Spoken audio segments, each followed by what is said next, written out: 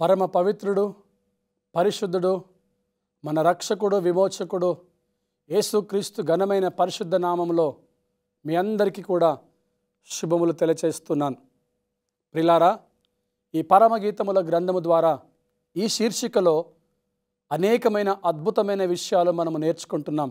ఈ ఆఖరి అంశములో దేవుని మీద ఆనుకొనుట అనేది మనము నేర్చుకొని ఈ శీర్షికను మనము ముగించుకుందాం. అవును ప్రియులారా, పరమగీతములు అంటే అనేక మంది అపార్థం చేసుకుంటూ ఉన్నారు.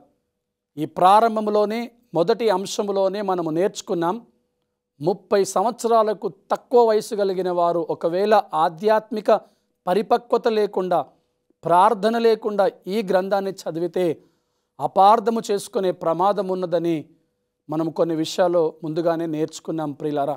కానీ ఈ యొక్క గ్రంథాన్ని ఆధ్యాత్మిక పరిపక్వతతో చదివినప్పుడు, ప్రార్థన సహాయముతో, పరిశుద్ధాత్మ సహాయముతో చదివినప్పుడు అది మనలను మన ప్రియుడైన యేసుక్రీస్తు ప్రేమలోనికి నడిపిస్తుంది, మనలను రెండవ రాకడకు సిద్ధపరుస్తుంది, సంపూర్ణులుగా చేస్తుంది.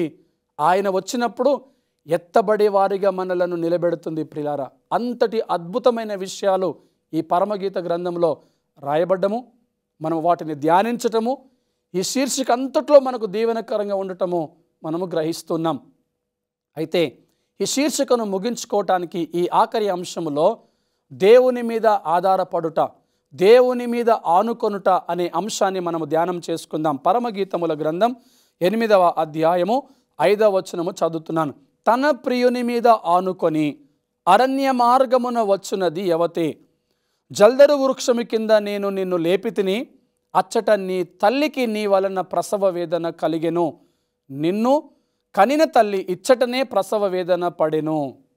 ఈ యొక్క విషయంలో మనము చూసుకుంటే, తన ప్రియుని మీద ఆనుకొనినటువంటి ఆ స్త్రీ, ఆ వ్యక్తి ఎవరు?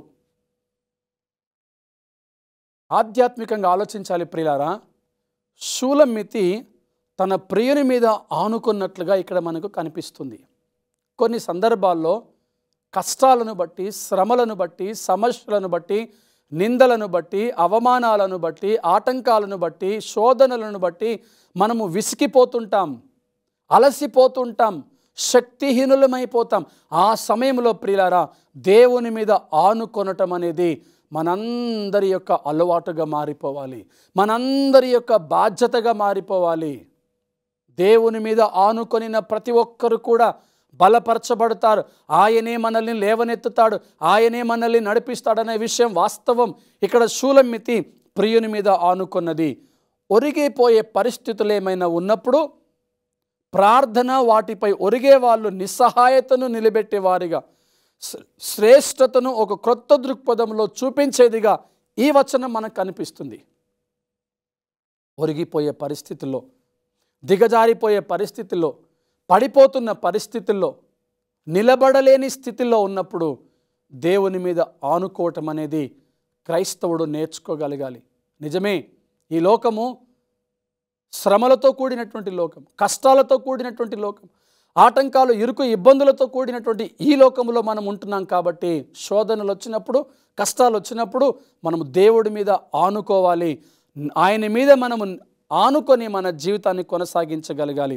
దేవుడు క్రైస్తవుని వెంటే నడుస్తాడు. బలహీనులైన వారు తూలి ఓరిగిపోతున్న ప్రతి వైపున బలమైనటువంటి హస్తాన్ని చాపి వారిని నిలబెడుతూ ఉంటాడు. అవును, గడిచిన కార్యక్రమంలో మనం నేర్చుకున్నాం కదా, గుడ్డి వారిని లేపాలి, బందీగృహంలో ఉన్నవారిని లేపాలి, విడుదల కలుగ చేయాలి, చెరసాలలో ఉన్నవారిని విడిపించాలి.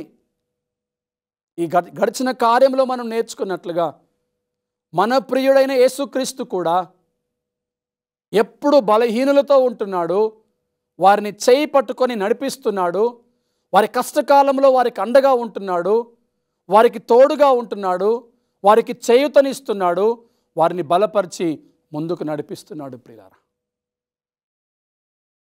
అందుకే వాక్యం సెలవిస్తుంది, నా ప్రియ కుమారుడా, నా మీద ఆనుకొని నీ పనుల భారము నా మీద మోయుము. మన మత్తయి సువార్తలో చూసినట్లయితే ప్రయాసపడి భారము మోసుకొనుచున్న సమస్త జనులారా నా యొద్దకు రండి, నేను మీకు విశ్రాంతిని కలుగ చేస్తానంటాడు. నీ ప్రయాసమంతయు కూడా నా మీదే మోయి, దేనిని గూర్చియు చింతించకూడదు, కానీ మీ చింత యావత్తు నా మీద వేయండి అంటాడు ఆయన. ఈరోజు ప్రియులారా, ఈ చివరి దినాల్లో, కడవరి దినాల్లో ఉన్న నీవు నేను ఆయన రాకడ బహు సమీపముగా ఉన్న ఈ దినాలలో మనము సిద్ధపడవలసి ఉన్నది. మనము ఆధ్యాత్మికముగా ఆయన రాకడ కొరకు సిద్ధపరచబడవలసి ఉన్నది. అలా సిద్ధపడుతున్నప్పుడు ఏవైనా కష్టాలు, సమస్యలు, ఆటంకాలు, ఇబ్బందులు వస్తే వెంటనే ఆయన మీద ఆధారపడాలి, ఆయన మీద ఆనుకోవాలి. అలా ఆధారపడి ఆనుకున్నప్పుడు ఆయన నీకు చేయూతనిస్తాడు, తన హస్తాన్ని ఇస్తాడు, తన బలాన్ని ఇస్తాడు, నీ చేయి పట్టుకుంటాడు, నిన్ను నడిపిస్తాడు. అప్పుడు నీవు పడిపోవడానికి అవకాశం ఉండదు. ఇక్కడ మనం ఈ యొక్క వచనంలో చూస్తే 8వ అధ్యాయము 8వ వచనములో మనం చదువుకుంటే, మాకొక చిన్న చెల్లెలు కలదు, దానికి ఇంకను వయస్సు రాలేదు, వివాహము వచ్చినప్పుడు మేము దాని విషయమై ఏమి చేయుదుము. అంటే ఒక చిన్న చెల్లెలు, చిన్నది అంటే తనకింకా వయస్సు రాలేదు, వివాహ కాలము కూడా రాలేదు. అయితే ఆమె విషయంలో మేము ఏమి చేయాలి? ఆమె చిన్న చెల్లెలు, ఆమెకి ఇంకా వయసు రాలేదు, వివాహం వచ్చినప్పుడు దాని విషయం ఏమి చేయాలి? అది ప్రాకారము వంటిదాయన, మేము దానిపైన వెండి గోపురం ఒకటి కట్టుదము. అది కవాటు వంటిదాయన, దేవదారు మ్రానితో దాని అడ్డులను కట్టుదము. ఇక్కడ మనం గమనిస్తే ప్రియులారా, ఈ 8వ అధ్యాయం 9వ వచనములో ఆత్మీయ పరిపక్వత గురించి మాట్లాడుతూ ఉన్నాడు. ఇంకా మన సంఘాలలో, మన విశ్వాసులలో అనేకులు ఆధ్యాత్మిక పరిపక్వత లేకుండా ఉన్నారు. ఆధ్యాత్మిక పరిపక్వత లేకుండా ఉన్న వారిని బలపరచవలసినటువంటి బాధ్యత నీదే. ఇంకొను మాకొక చిన్న చెల్లెలు కలదు, వయసుకు రాలేదు అంటే ప్రియులారా, అనేక సంవత్సరాలుగా, అనేక దినాలుగా, ఏళ్ళు గడుస్తున్నా దేవుని మందిరానికి వస్తున్నావు, ఆధ్యాత్మికముగా బలపడట్లేదు, శారీరకముగా ఎదుగుతున్నావు, కానీ మానసికంగా, ఆధ్యాత్మికముగా, విశ్వాసముగా, ప్రార్థనాపూర్వకముగా, వాక్యానుసారంగా నువ్వు బలపడట్లేదు, ఎదగట్లేదు అంటే కృప ఉన్నది కానీ అది వృధా అయిపోతున్నది.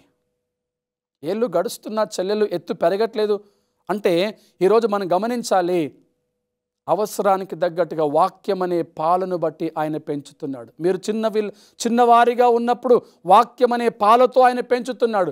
ఇప్పుడు పెద్దవారైనప్పుడు మిమ్మల్ని ఖండించవలసి వచ్చినప్పుడు ఖండిస్తున్నాడు. ఇంకా మీరు ఎదగటం లేదు. ఆధ్యాత్మిక జీవితంలో ప్రతి ఒక్కరూ ఎదగవలసి ఉన్నది. ఎదగటం అనేది దేవునికి మహిమ. యోహాను సువార్త 15వ అధ్యాయంలో రాయబడింది కదా, మీరు బహుగా ఫలించుట వలన నా తండ్రి మహిమపరచబడతాడు. ఇక్కడ ఈ చెల్లెల విషయంతో మాట్లాడుతున్నప్పుడు ఎదగలేదు. ఇదిగో సంఘములో అనేక మంది ఎదగకుండా ఉన్నారేమో.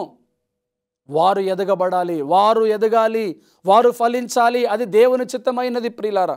అదేవిధంగా పరలోక పరివారము కూడా గొర్రెపిల్ల వివాహ మహోత్సవంతో ఆర్భాటంగా చేయాలి. కనుక ఇక్కడ మనము ఈ యొక్క ఆ ఆర్భాటము అంటే ఆ పరలోక వివాహ మహోత్సవము ఘనంగా, ఆర్భాటంగా జరగటానికి ఆ పనిలో మనమందరము కూడా తలమునుకలై చాలా బిజీగా ఉన్నవారు మనమందరము కూడా పెళ్లి కుమార్తె అయిన సంఘం, విశ్వాసి వ్యక్తిగతంగా పరిపక్వత చెందాలని దేవుడు కోరుకుంటున్నాడు.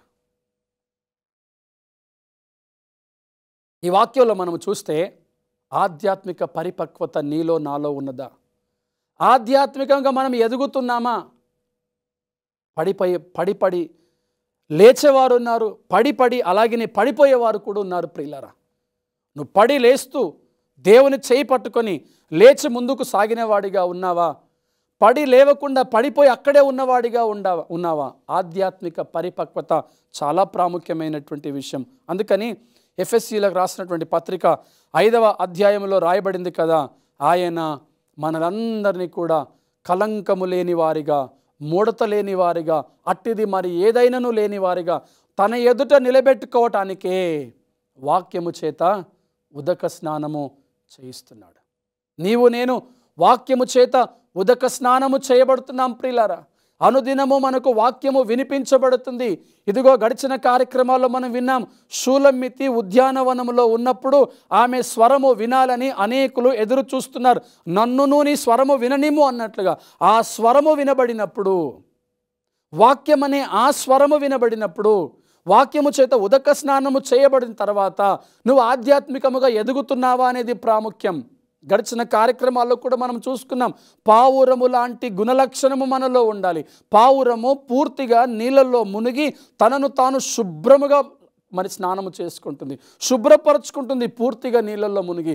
ఈనాడు ప్రతి క్రైస్తవుడు వాక్యాన్ని బట్టి పూర్తిగా వాక్యములో మునగాలి, వాక్యాన్ని బట్టి పరిశుద్ధపరచబడాలి, వాక్యాన్ని బట్టి పవిత్రపరచబడాలి. అప్పుడే ఆధ్యాత్మిక జీవితము పరిపక్వత చెందుతుంది. ఒక చిన్న చెల్లెలున్నది, ఇంకను వయసుకు రాలేదు. సంఘములో ఈనాడు అనేక మంది ఇంకను సంపూర్ణంగా సిద్ధపాటు కలిగి లేరు. యేసు ప్రభు రాకడలో వారు విడిచిపెట్టబడతారేమో ప్రమాదం. ఇంకను అనేక మంది సంఘాలలో సంపూర్ణంగా సిద్ధపరచబడి లేరు. వారు దేవుని వాక్యాలను నిర్లక్ష్యము చేస్తున్నారు, నామకార్థముగా జీవిస్తున్నారు, బుద్ధి లేని 5 మంది కన్యకల వలె జీవిస్తున్నారు, సిద్ధపాటు లేకుండా ఉంటున్నారు, గురుగుల వలె జీవిస్తున్నారు, మరి మేకల వలె జీవిస్తున్నారు. అది ప్రమాదం. అలాంటి వారి కొరకై ఈ హెచ్చరిక. వారు సిద్ధ మనసు అనే జోడు తొడుక్కోలేదు, వారి కొరకై ఈ హెచ్చరిక. వాక్యమని ఆ ఉదక స్నానము చేయబడలేరు కాబట్టి, ఆధ్యాత్మిక పరిపక్వత లేదు కాబట్టి వారు ఎదగాలని ప్రభు కోరుతున్నాడు. చూసారా ప్రియులారా, పరమగీతముల గ్రంథం ఎంత అద్భుతమైనటువంటి వాక్యాన్ని మనకు అందిస్తుందో చూడండి. మనం ఆధ్యాత్మికంగా పరిపక్వత చెందటానికి, నాటినాటికి బలపరచబడటానికి, నాటినాటికి అభివృద్ధి చెందటానికి, స్థిరులుగా ఉండటానికి ఈ పరమగీతముల గ్రంథం మనకెంత సహాయము అందిస్తుందో చూడండి. అపార్థం చేసుకునే దానికే చోటు లేదు. అర్థం చేసుకొని ఆధ్యాత్మికంగా బలపడి ఆధ్యాత్మికంగా ఎదగటానికి ఇంకా మనల్ని పురికొల్పుతుంది పరమగీతముల గ్రంథం. సంఘాలలో ఇంకెంతమంది అయితే ఆధ్యాత్మికంగా ఎదగలేరో, ప్రియుడు ఆ ప్రియురాలతో మాట్లాడుతూ అంటాడు, ముడత అయినను కలంకమైనను అట్టిది మరి ఏదైనను లేక నా ఎదుట నిలబెట్టుకోవడానికై నేను మిమ్మల్ని వాక్యము చేత ఉదక స్నానము చేపిస్తున్నాను అని. ప్రియ సంగమా, సిద్ధపడదాం, ఆయన రాకడ కొరకు ఎదురు చూద్దాం. గొర్రెపిల్ల వివాహ మహోత్సవము త్వరలో జరగబోతా ఉన్నది. ఆ వివాహ మహోత్సవ కార్యక్రమాలు ప్రారంభించబడ్డాయి. ఆ వివాహము ఘనంగా జరగాలని ఎవరి పనుల్లో వారు తలా మునుకలైపోయారు. అందరూ చాలా కష్టపడి పనిచేస్తూ ఉన్నారు. గృహ నిర్వాహకులు ఎందరో ప్రయాసపడుతూ ఉన్నారు. గొర్రెపిల్ల వివాహ మహోత్సవం ఘనంగా జరగటానికై వారు రాత్రింబవళ్ళు ప్రయాసపడి ప్రాకులాడుతూ కష్టపడి పనిచేస్తూ ఉండగా, అందులో నీవును నేనును ఇంకా ఆధ్యాత్మికంగా పరిపక్వత చెందుతున్నామా? ఆ యొక్క వివాహ మహోత్సవానికి సిద్ధపడుతున్నామా? ఆ వివాహ మహోత్సవంలో పాల్గొనాలని ఎదురు చూస్తున్నామా? అది ప్రభు యొక్క ఆశయం ఉన్నది. ఇక్కడ నువ్వు గమనించాలి, నువ్వు ఆలోచించాలి.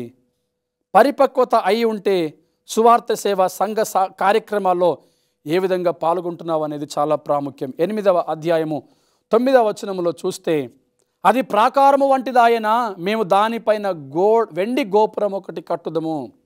అంటే ఆధ్యాత్మిక పరిపక్వత ఉంటే, ఒకవేళ ఆధ్యాత్మిక పరిపక్వత నీలో ఉంటే నువ్వు సంఘ కార్యక్రమాల్లో ఎలా పాల్గొంటున్నావు?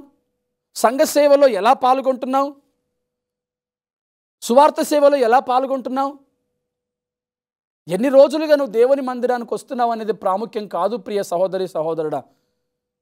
నువ్వు ఆధ్యాత్మిక పరిపక్వత కలిగి ఉంటే అన్ని సంఘ కార్యక్రమాలలో నువ్వు పాల్గొంటున్నావా?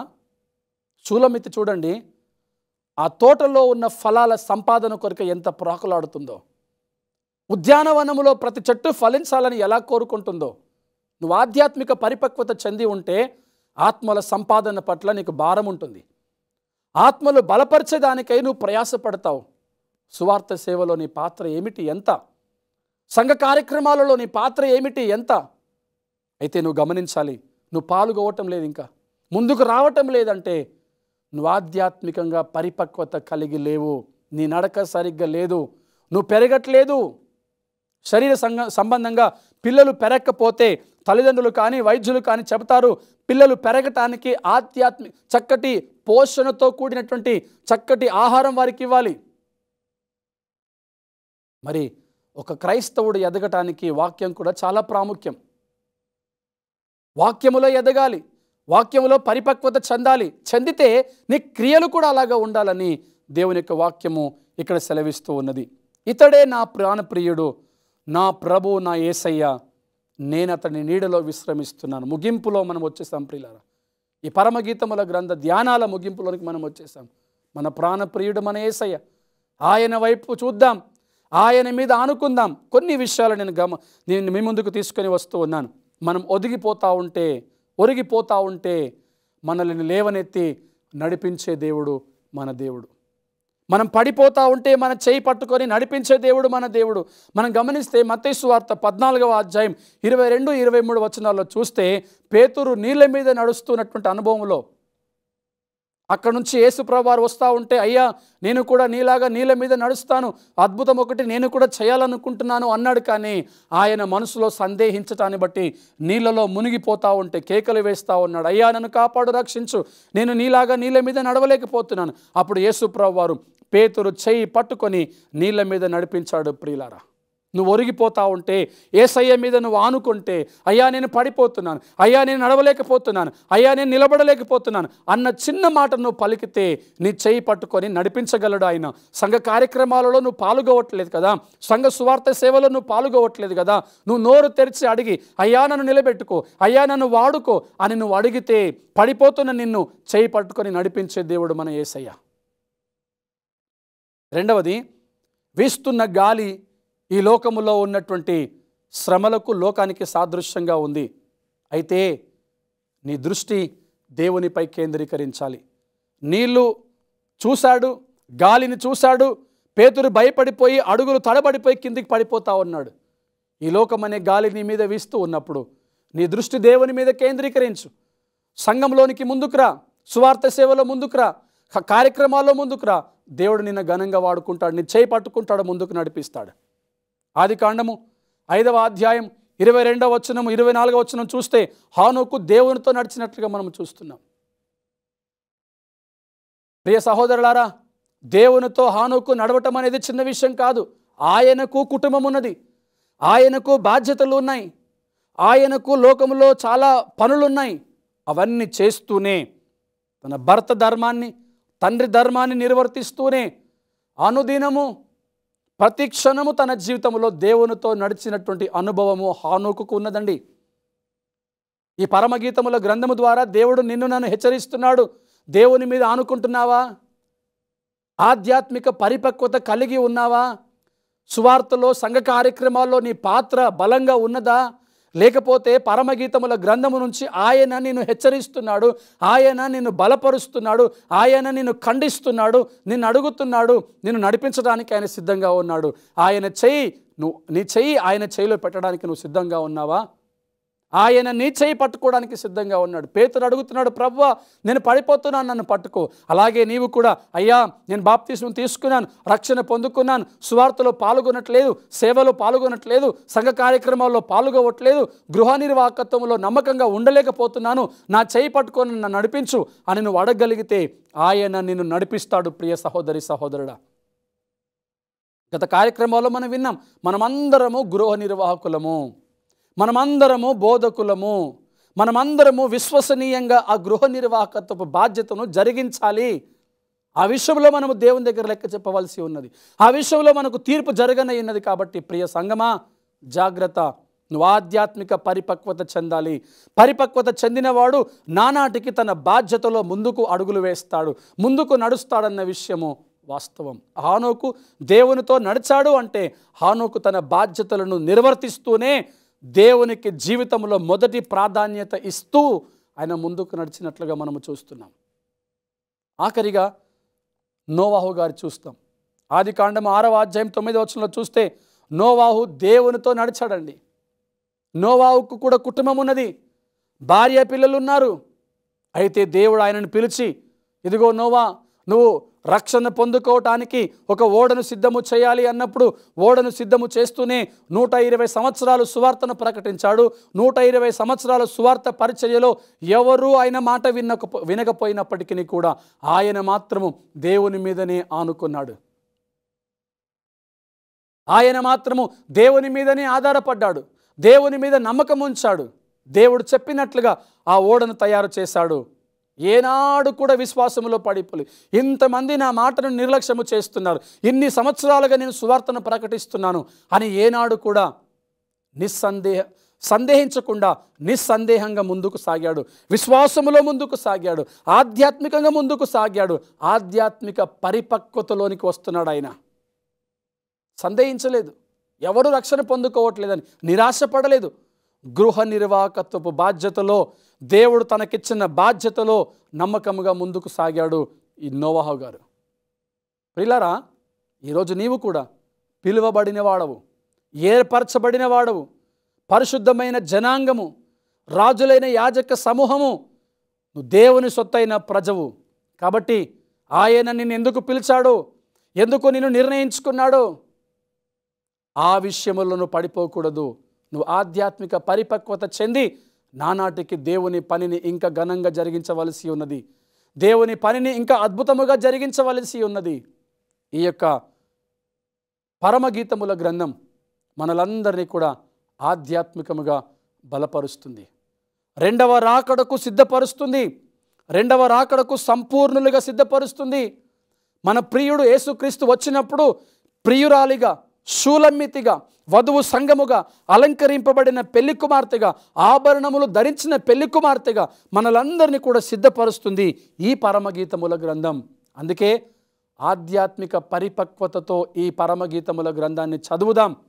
అందుకే ఆధ్యాత్మిక మెలకువతో, ప్రార్థనా పూర్వకంగా, పరిశుద్ధాత్మ సహాయముతో ఈ పరమగీతముల గ్రంథం చదువుదాం. ఇది చదివినప్పుడు దేవుడు నిన్ను ఆయన రాకడ కొరకు సిద్ధపరుస్తాడు. నేను నా ప్రియుని దానను, అతడు నాయందు ఆశాబద్ధుడు అన్నది షూలమ్మితి.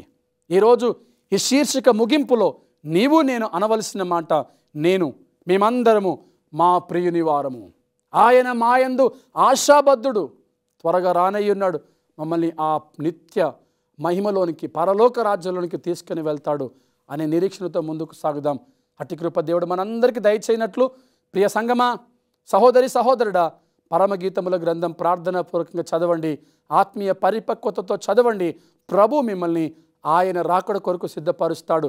ప్రియురాలుగా నిన్ను ప్రియుడైన యేసయ్య తన హక్కున చేర్చుకుంటాడు. అట్టి కృప దేవుడు మనందరికీ దయచేయనట్లు కళ్ళు మూసుకుంటారా? ప్రార్థన చేసుకుందాం. ప్రార్థన. మహాపరిశుద్ధుడవైన మా ప్రియ పరలోకపు తండ్రి, మహిమా స్వరూపి, మహోన్నతుడా, ఆశ్చర్య కార్యములు చేయగలిగిన వాడా, ఈ శీర్షిక అంతట్లో ప్రభువా చక్కటి అద్భుతమైన వాక్యాలను మీరు మాకు అనుగ్రహించారు. మీకు స్తోత్రములు. పరమగీతముల గ్రంథం అపార్థము చేసుకునేదానికి అవకాశం లేదు, కానీ మేమందరము ఆధ్యాత్మిక పరిపక్వత చెందటానికి, ప్రియురాలిగా, శూలమ్మితిగా, మా ప్రియుడైన యేసుక్రీస్తు కొరకు ఎదురు చూడడానికి, యేసుక్రీస్తు ప్రేమను పొందుకోవటానికి, రెండవ రాకడకు సిద్ధపరచబడ్డానికి, రెండవ రాకడ కొరకై సంపూర్ణంగా సిద్ధంగా ఉండటానికి మాకెంతగానో ఉపయోగకరంగా ఉంది ప్రభువా. ఈ శీర్షిక అంతట్లో మేము నేర్చుకున్న వాక్యాలను బట్టి మేము దీవించబడుతున్నాం. ఇంకనూ మమ్మల్ని ఆశీర్వదించి దీవించి మీ రాకడ కొరకు సిద్ధపరచమని, బలపరచుమని, ఆశీర్వదించమని, మీ పరిశుద్ధాత్మ శక్తి సహాయం మాకు దయచేయమని, విన్నవారందరి జీవితంలో ఘనమైన కార్యములు జరిగించి ఆశీర్వదించమని యేసుక్రీస్తు నామములో ప్రార్థిస్తున్నాము పరమ తండ్రి. ఆమేన్. మన తండ్రి అయిన దేవుని యొక్క ప్రేమ, కుమారుడైన యేసుక్రీస్తు యొక్క కృప, పరిశుద్ధాత్మ దేవుని యొక్క అన్యోన్య సహవాసము ఈ పరమగీత గ్రంథంలో ధ్యానించిన ప్రతి ఒక్కరి జీవితంలో ఆయన రాకడ వరకు సదాకాలము తోడయుండి నడిపించునుగాక. ఆమేన్, ఆమేన్, ఆమేన్.